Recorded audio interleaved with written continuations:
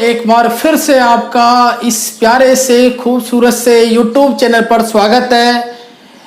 आज हम class 11th का फर्स्ट चैप्टर फिजिकल वर्ल्ड भौतिक जगत स्टार्ट कर रहे हैं। जिस चैप्टर में हमें क्या देखना है कि इसको पहली बात तो कोई पढ़ता नहीं है। सबसे बड़ी प्रॉब्लम यह है इस चैप्टर की, लोग आते हैं देखते हैं और चले जाते हैं, कोई मतलब नहीं है। दूसरी बात, इसमें हम बहुत सारी इंपॉर्टेंट चीज़ें पढ़ेंगे बच्चों। जैसे इंपॉर्टेंट चीज़ें क्या है, फिजिक्स का केमिस्ट्री के साथ में क्या रिलेशन है, बायोलॉजी के साथ में क्या रिलेशन है, मैथमेटिक्स के साथ में क्या रिलेशन है। दूसरी बात, इसमें कुछ फोर्स पढ़ेंगे जिनके बारे में अपन को पता लगे कौन कौन से फोर्स अपन फिजिक्स में पढ़ने वाले हैं। कंजर्वेशन लॉ पढ़ेंगे कि संरक्षण का नियम कहाँ कहाँ पे लगता है, कौन कौन सा संरक्षण का नियम हमारे फिजिक्स में बच्चों काम आता है।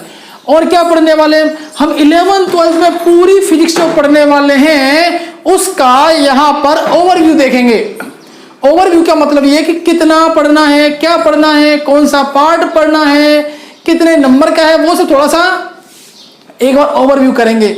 तो सबसे पहले आप 10th क्लास से आए हो, आई होप आपके अच्छे मार्क्स हैं, कोई दिक्कत वाली बात नहीं है। सबसे पहली बात तो जब बच्चा 11th में आता है तो फिजिक्स से बहुत डरता है। सबसे बड़ी प्रॉब्लम ये आती है बच्चों के साथ में। तो मैं आपको अभी भी बता देता हूँ, आपको डरने की किसी भी प्रकार से कोई दिक्कत नहीं है। यहाँ आपके सारे कंसेप्ट क्लियर किए जाएंगे, कोई दिक्कत वाली बात नहीं है। दूसरी बात, अपन रेगुलर रहेंगे तो दिक्कत वाली बात ऐसे ही नहीं आनी है। अब शुरू करते हैं अपन। फिजिक्स क्या है, दिमाग में सबसे पहले सवाल आता है physics, what is a physics. तो फिजिक्स क्या है, फिजिक्स पहली बात तो ब्रांच है किसकी, साइंस की। साइंस की ब्रांच है फिजिक्स, जिसमें अपन क्या करते हैं, स्टडी करते हैं प्राकृतिक घटनाओं के बारे में, नेचुरल के बारे में। नेचर से जुड़ी हुई सारी जितनी भी फिनोमेना होती हैं उन सब के बारे में स्टडी करना फिजिक्स ही है भाई। देखो, आपका फैन चल रहा है, आप मुझे देख पा रहे हो, मैं वीडियो रिकॉर्ड कर पा रहा हूं। आपका जैसे टेम्परेचर जो होता है वो इंक्रीज होना, आपकी लाइट का जलना, आपका टीवी का देखना, रूम टेम्परेचर का बढ़ना, अब जिस चौक से मैं फोर्स लगा रहा हूं इस बोर्ड पर, ये सारी फिजिक्स है। The branch of science which is devoted to the study of nature and natural phenomena. एक ऐसी चीज की स्टडी करना, नेचर की स्टडी करना, नेचुरल फिनोमेना की स्टडी करना बच्चों फिजिक्स कहलाती है। फिजिक्स में बहुत सारी चीजें आती है, एनर्जी आता है, मास आता है, रिलेशन आता है, बहुत सारी चीजें आती है। एनर्जी वर्क में चेंज हो जाती है, वर्क एनर्जी में चेंज हो जाती है। मास होता है, एक बहुत पुराना रिलेशन है आइंस्टीन का, एनर्जी मास रिलेशन। एनर्जी मास रिलेशन, द्रव्यमान ऊर्जा संबंध।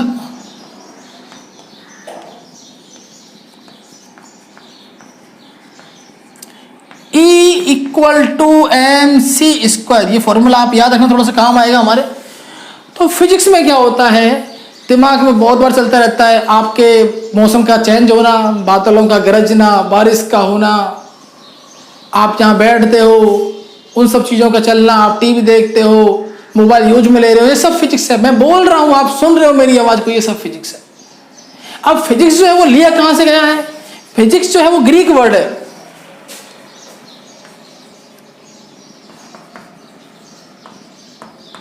फुजिस, ये ग्रीक वर्ड है। इसका जो मीन्स होता है, मतलब जो होता है नेचर। फिजिक्स जो है वो ग्रीक वर्ड है। ग्रीक वर्ड क्या है, फ्यूजिस। इसका मतलब क्या होता है, इसका मतलब होता है नेचर, मतलब प्रकृति। मतलब कहने का यह है कि प्रकृति में हम जिन भी चीजों का स्टडी करते हैं, नेचर के बारे में स्टडी करते हैं बच्चों, वो फिजिक्स होता है। अब जैसे हमने क्या देखा कि अपने नेचर में कुछ प्रिंसिपल्स भी होते हैं। कुछ बच्चे कहते हैं सर नहीं, ओम्स लॉ फिजिक्स है, स्नेल्स लॉ फिजिक्स है, मैग्नेट के बारे में पढ़ते हैं वो फिजिक्स है, ऑप्टिक्स जो पढ़ते हैं, लाइट जो देखते हैं वो फिजिक्स है। नहीं भाई, आप जो भी पढ़ रहे हो ना नेचर में, वो सब फिजिक्स ही है। तो फिजिक्स छोटा मोटा नहीं है, फिजिक्स बहुत बड़ा है। आप मेरी आवाज सुन पा रहे हो, किसी जगह फोर्स लगता है, किसी जगह एक्सीलरेशन आता है, आप बंदूक से गोली मारते हो, उठाई बंदूक और पबजी खेली शुरू कर दिया आपने, ये पबजी खेल रहे हो, फिजिक्स ही तो है और क्या है। मैं इस चौक को ऊपर से नीचे, ये चौक ऊपर से नीचे आती है, फोर्स लगता है, ग्रेविटी लग रही है, नीचे आ रही है, इसके बारे में स्टडी करना, किस स्पीड से आ रही है, इसका मास कितना है, इन सब चीजों के बारे में स्टडी करना बेटा फिजिक्स ही है।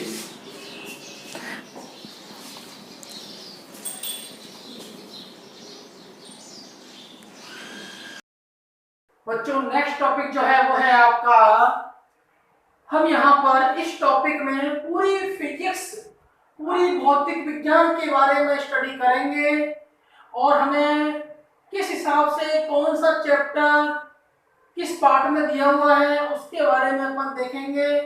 तो अपन ने पूरी फिजिक्स को, भौतिक विज्ञान को मुख्यतः मेनली 2 पार्ट में डिवाइड किया है। इसका पहला पार्ट है क्लासिकल फिजिक्स, इसको कहते हैं चिरसम्मत भौतिकी, और दूसरा पार्ट है मॉडर्न फिजिक्स, इसको कहेंगे अपन आधुनिक भौतिकी। तो चिरसम्मत भौतिकी या मैं कहूँ क्लासिकल फिजिक्स, इसको मुख्यतः 5 भागों में यहाँ पर मैंने बांटा हुआ है। इसका पहला पार्ट है मैकेनिक्स, इसको अपन बोलेंगे हिंदी में यांत्रिकी। अब देखो क्या क्या होता है इसके अंदर, उसकी बात करते हैं। पहले अपन देख लेते हैं कौन कौन से भाग हैं। मैकेनिक्स, यांत्रिकी, ये जो पार्ट है, ये भाग जो है वो हम पढ़ेंगे क्लास 11th के भीतर। क्लास 11th की जब स्टडी करोगे तो आप पूरा मैकेनिक्स वाला पार्ट पढ़ोगे। इसके भी यहाँ 2 पार्ट है, एक होता है मैकेनिक्स वाला पार्ट और दूसरा होता है फ्लूइड मैकेनिक्स, जिसको अपन कहेंगे तरल यांत्रिकी।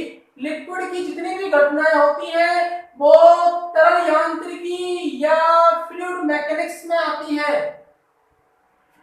इसी प्रकार क्लासिकल फिजिक्स का सेकंड जो पार्ट है वो है थर्मोडायनेमिक्स, ऊष्मागतिकी।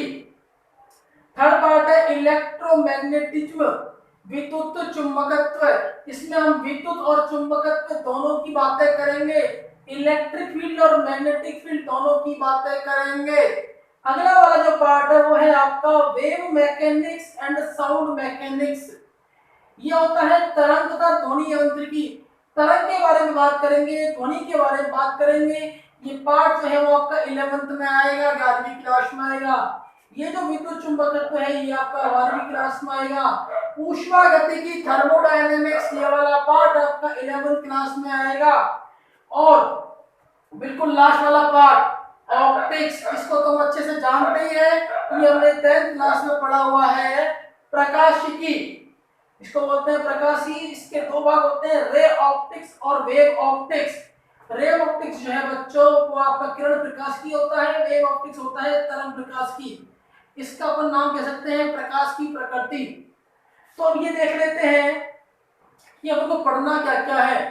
जो मैकेनिक्स वाला पार्ट है जिसको अपन यांत्रिकी कहते हैं, इसमें हम पढ़ेंगे फोर्स के बारे में, वेलोसिटी के बारे में, मोशन लॉ के बारे में, वर्क के बारे में, एनर्जी के बारे में बात करेंगे, और बल, वेग, गति के नियम, ऊर्जा, शक्ति, त्वरण, इन सब के बारे में बात करेंगे अपन मैकेनिक्स वाले पार्ट में।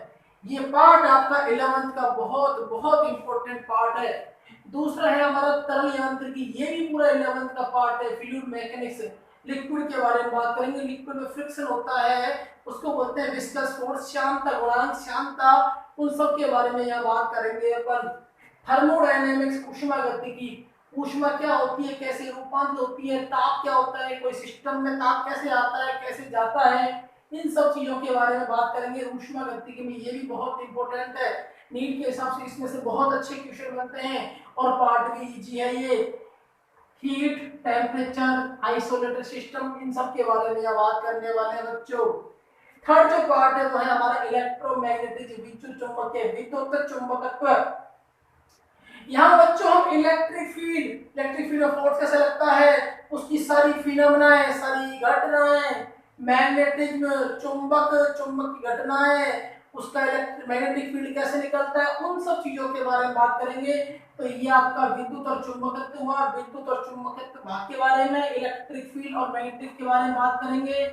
और इसका जो मेन पार्ट है बच्चों वो है EMW, इलेक्ट्रोमैग्नेटिक वेव। तो यहाँ पर बात करेंगे विद्युत चुंबकत्व तरंगों के बारे में बच्चों।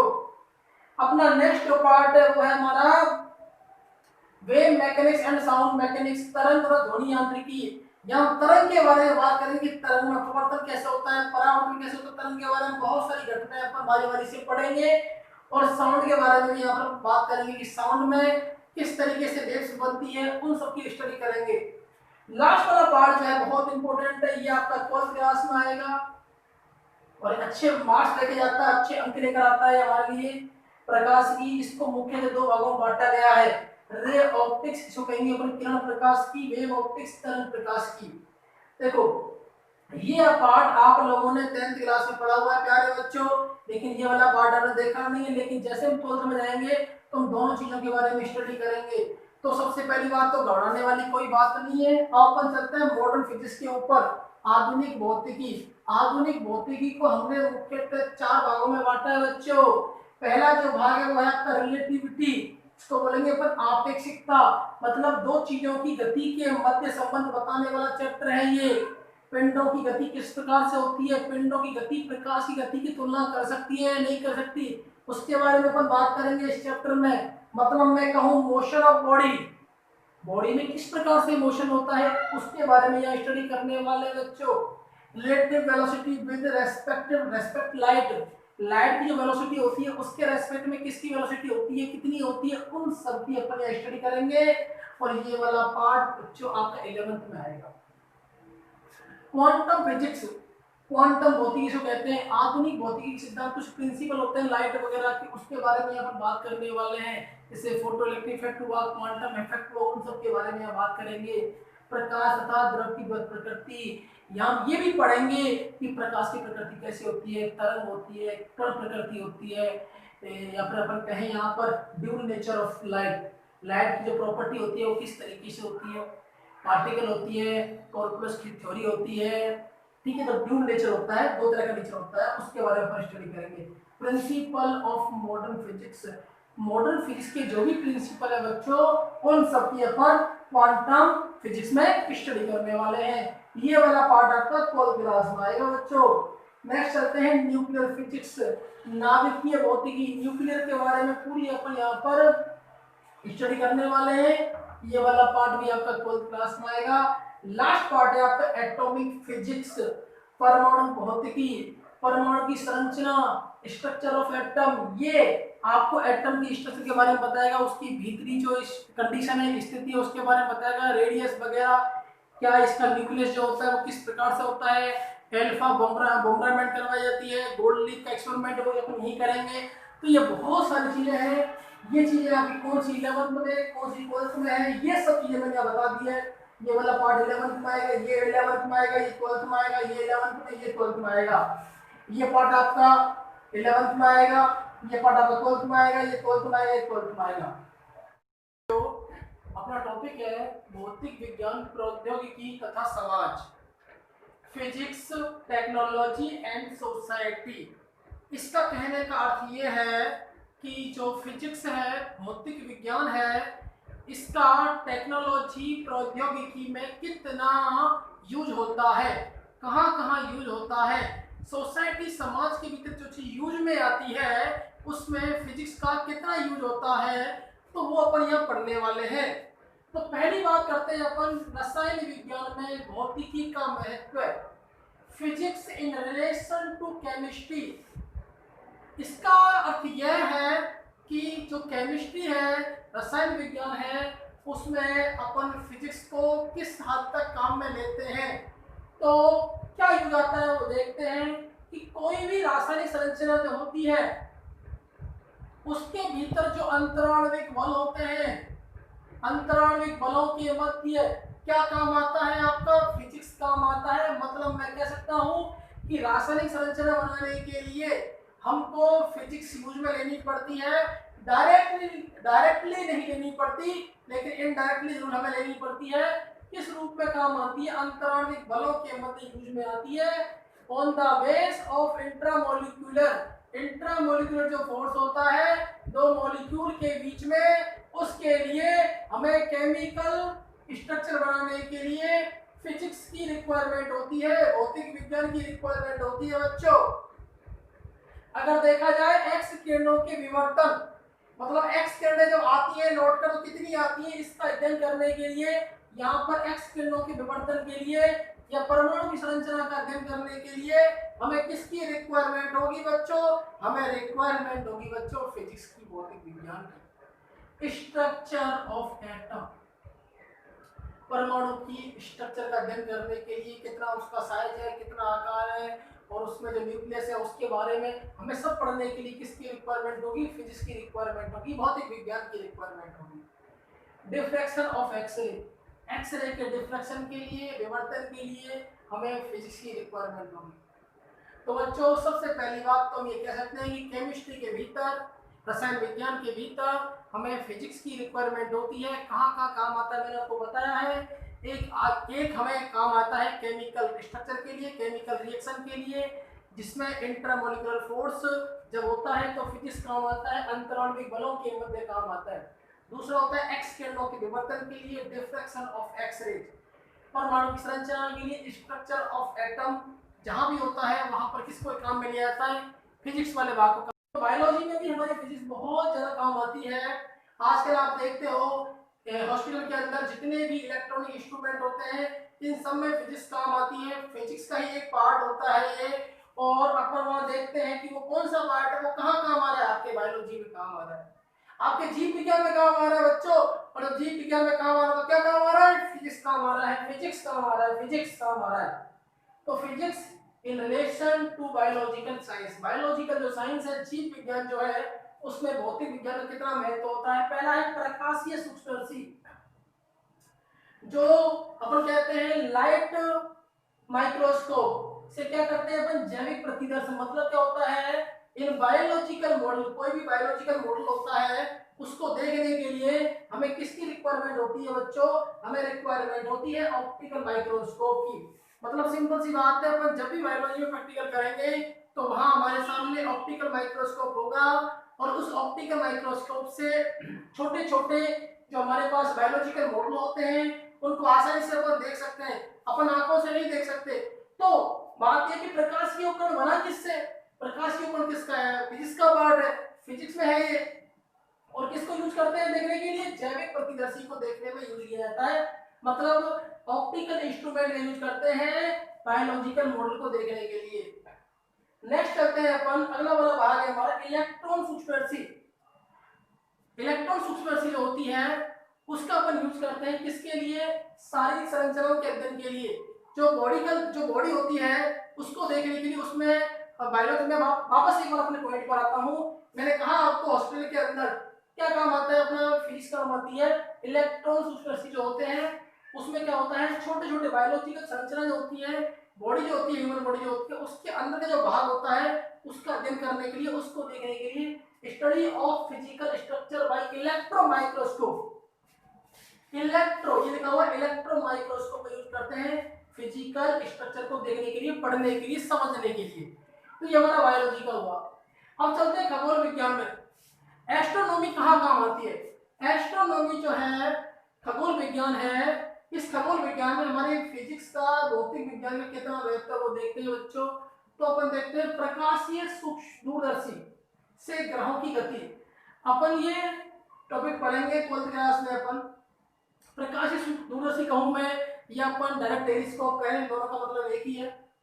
तो टेलीस्कोप का मतलब है दूरदर्शी, और ये कहां काम आता है, आकाशीय जो ग्रह है उनकी गति के लिए, motion of planets, motion of planet, जो ग्रहों की गति है उसको पढ़ने के लिए काम में लिया जाता है। जैसे अपन पढ़ते हैं 11th क्लास में केपलर की गति। तो केपलर की गति को अपन ने जो पढ़ा था वो केपलर ने किससे पढ़ा था, टेलीस्कोप वगैरह से उसको देखा था और उसका अध्ययन किया था। तो determine the motion of planets by optical telescope, optical telescope का यूज किया जाता है किसकी गति को पढ़ने के लिए, प्रकाशीय दूरदर्शी से ग्रहों की गति को पढ़ने के लिए। किसका यूज लिया जाता है बेटा, विज्ञान के लिए जाता है, भौतिक विज्ञान के लिए जाता है, ठीक है। आकाशीय पिंडों के अध्ययन के लिए, आकाशीय पिंडों के अध्ययन के लिए कितना बड़ा है कितना छोटा है, इन सब के बारे में पढ़ने के लिए वापस से हमें किसी रिक्वायरमेंट होती है भौतिकी की। और भौतिकी में किस रिक्वायरमेंट की, किस ऑप्टिकल इंस्ट्रूमेंट की, ये ऑप्टिकल टेलीस्कोप है। मतलब मैं कह सकता हूँ प्रकाशीय दूरदर्शी का उपयोग जो है वो ग्रहों की गति के लिए, आकाशीय पिंडों के लिए किया जाता है। और आकाशीय पिंड ग्रहों की गति कहाँ मिलते हैं, या फिर खगोल विज्ञान में मिलते हैं, एस्ट्रोनॉमी के लिए यूज में आते हैं। Determine the motion of planet by optical telescope, study of celestial body, आकाशीय पिंडों के अध्ययन के लिए। कैलेस्टियल जो बॉडी होती है उनको स्टडी करने के लिए, उनकी साइज वगैरह देखने के लिए हम किसको काम में लेते हैं, अपन लेते हैं किसको, ऑप्टिकल टेलीस्कोप को काम में लेते हैं बच्चों। अब हमारा महत्वपूर्ण भाग आता है गणित में। मैथमेटिक्स के अंदर फिजिक्स का क्या रिलेशन होता है, वो किस प्रकार से यूज में आती है, उसके बारे में बच्चों को बात करेंगे। विद्युत उत्पादन में हमारी जो बिजली जो है, पावर जनरेटर जो है, उसको काम में लेने के लिए हमें किसको काम में लेना पड़ेगा, फिजिक्स वाले भाग को काम में लेना पड़ेगा। और ये देखो विद्युत उत्पादन किस सिद्धांत पे कार्य करता है, विद्युत चुंबकीय प्रेरण के सिद्धांत पे कार्य करता है। ये किस सिद्धांत पे कार्य करता है, विद्युत चुंबकीय प्रेरण के सिद्धांत पे कार्य करता है। तो हम ये कह सकते हैं कि पावर जनरेटर में फिजिक्स काम आती है। Radio, television, STD, ISD, fax, wireless, इन सब के लिए आज टेलीफोन में बात करते हैं, किसके लिए करते हैं, इलेक्ट्रोमैग्नेटिक वेव के विद्युत चुम्बकीय तरंगों के संचरण के लिए। जब विद्युत चुम्बकीय तरंग चलती हैं तो एक स्थान से दूसरे स्थान पर पहुंचती हैं और वहां से हम एक संदेश को दूसरी जगह पहुंचा सकते हैं। एक सिग्नल को, एक मैसेज को, हमें रिक्वायरमेंट जिस सिग्नल की होती है वो हमारे पास आ जाता है। जो हमें सेंड करना है वो सेंड हो जाता है सामने वाले के पास में। तो मैं कहता हूं कि radio, television, STD, ISD, fax और वायरलेस, इन सब के लिए विद्युत चुम्बकीय तरंगों का होना बहुत जरूरी है। और विद्युत चुम्बकीय तरंग किसका पार्ट है, वही है फिजिक्स का पार्ट है। परमाणु भट्टू की बात करते हैं, परमाणु भट्टी, नाभिकीय विखंडन। तो परमाणु भट्टी के लिए अपन न्यूक्लियर जो फिजन होता है, नाभिकीय विखंडन जब होता है, नाभिकीय विखंडन की प्रोसेस में हम काम में लेते हैं न्यूक्लियर रिएक्टर के लिए। ये अपन 12th क्लास में पढ़ेंगे, बहुत बड़ा टॉपिक है, समझाया जाएगा वहां पर। तो हमने देखा परमाणु भट्टी के लिए नाभिकीय विखंडन को यूज में लिया था। नाभिकीय विखंडन इसका प्रोसेस से होता है, इसी प्रोसेस से होता है, भौतिक विज्ञान के प्रोसेस से होता है। तो ये मैंने आपको बताया भौतिक विज्ञान या टेक्नोलॉजी के बारे में आपको जानना बहुत जरूरी है। ये चीजें एक बार आपके दिमाग में होना बहुत जरूरी है, ताकि हमें याद रहे कि हमारा फिजिक्स कहाँ का काम आ रहा है, केमिस्ट्री में किस हिसाब से काम आता है, बायोलॉजी में किस हिसाब से काम आता है, एस्ट्रोनॉमी में किस हिसाब से काम आता है, और मैथमेटिकल पार्ट में किस हिसाब से काम आता है।